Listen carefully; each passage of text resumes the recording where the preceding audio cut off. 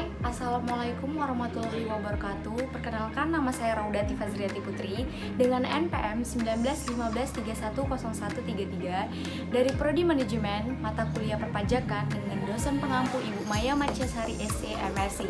Baiklah, di sini saya akan menjelaskan bagaimana cara menginput PPh 21. Berikut ini. Nah, berikut ini adalah form menginput PPh 21. Bukti pemotongan pajak penghasilan pasal 21 bagi pegawai tetap atau penerima pensiun tunjangan hari tua jaminan hari tua berkala. Nah, di sini terdapat ada nomor kode 1.1. Ini adalah form dari Direktorat Pajaknya. Terus 12 ini adalah bulannya dan 20 ini adalah tahunnya. Di sini juga ada formulir 1721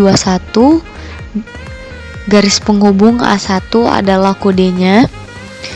Masa perolehan penghasilan itu ada dari bulan 1 sampai bulan 3. Berikut ada NPWP pemotong. NPWP pemotong itu kita masukin angkanya. Lalu 04 ini adalah 046 ini adalah kodenya. Selanjutnya ada nama pemotong, yaitu kita buat PT Adi Surya Cipta. Nah, di tabel berikutnya ada identitas penerima penghasilan yang dipotong. NPWP itu masukkan kode NPWP-nya. Lalu yang kedua ada NIK atau nomor paspor. Kalau tidak ada nomor paspor, maka masukin saja NIK-nya. Lalu yang poin ketiga itu ada nama. Dan yang keempat itu ada alamat. Yang kelima jenis kelamin. Karena saya perempuan maka kita silang. Yang keenam itu ada status jumlah tanggungan keluarga untuk PTKP. Nah, saya isi itu untuk TK, yaitu tanggungan keluarga. Selanjutnya ada 7 nama jabatan sebagai Sales Promotion Girl atau SPG. Yang ke-8 ada karyawan asing. Jika memang berasal dari karyawan asing maka dicentang ya, tapi kalau tidak kosongkan saja. Yang ke-9 ada kode domisili. Selanjutnya itu ada B. Rincian penghasilan dan perhitungan PPh pasal 21. Terdapat kode objek pajak dan jumlahnya. Selanjutnya itu ada penghasilan bruto. Untuk poin pertama, gaji pensiun atau THT atau JHT. Kita isi 9.381.974 perak. Poin kedua itu ada tunjangan PPh. Jika kalian ingin mengisinya diisi, tapi ini saya tidak ngisi. Dan yang ketiga itu ada tunjangan lainnya, uang lembur dan sebagainya. Saya isi 522.100 rupiah. Selanjutnya itu ada honorarium dan imbalan lain sejenisnya, itu saya kosongkan.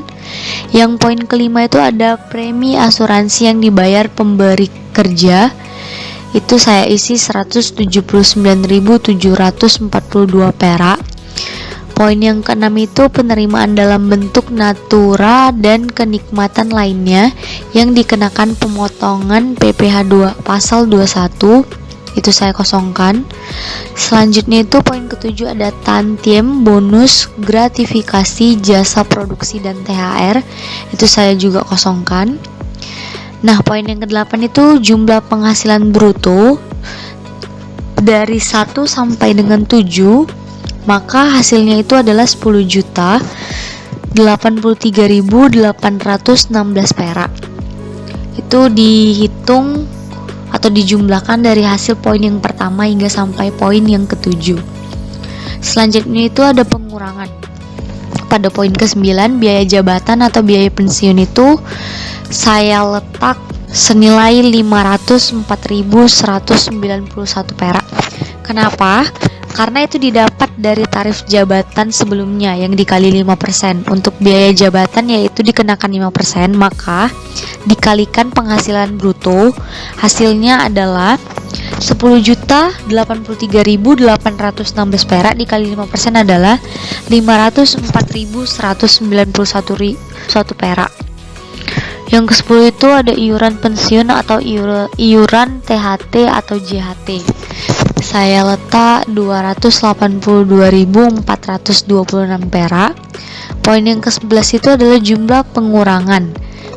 Hasilnya itu 786.617 perak, itu didapatkan dari poin ke-9 dikurang poin ke-10.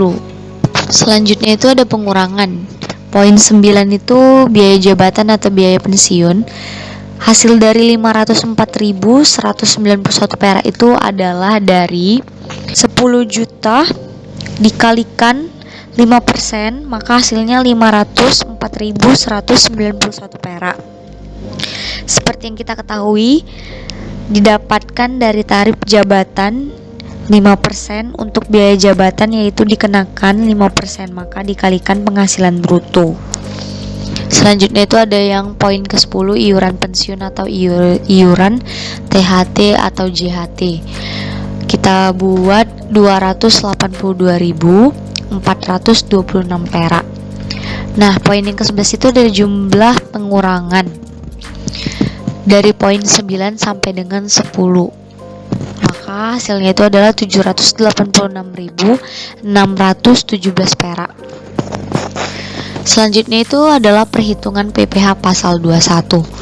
Yang poin ke-12 terdapat jumlah penghasilan neto. Kita jumlahkan dari poin ke-8 sampai yang 11.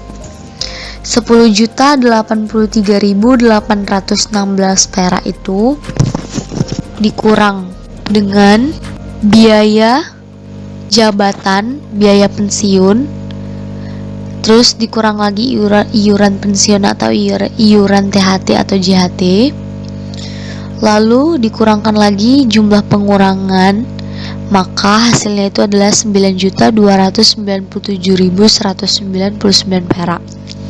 Untuk poin ke-13 itu adalah penghasilan neto masa sebelumnya, yaitu kita buat kosong. Yang ke-14 adalah jumlah penghasilan neto untuk perhitungan PPh pasal 21 setahun atau disetahunkan.